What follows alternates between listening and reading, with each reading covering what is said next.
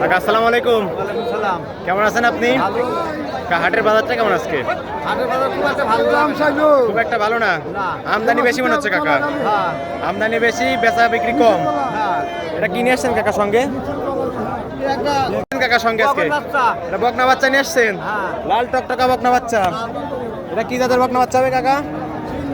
সিন্ধি জাতের। বয়স কেমন থাকবে কাকা? বয়স কেমন 1.5 বছর। 1.5 বছর। অনেক সুন্দর গ্রোথ আসছে তো দেখতেছি। দাম চাচ্ছেন কেমন এটার? 70,000 টাকা। দরদাম কি হয়েছে কাকা? কত বলছে? 60-62 বলছে। আপনি কত হলে ছাড়বেন? 65 হলে ছেড়ে দিবেন।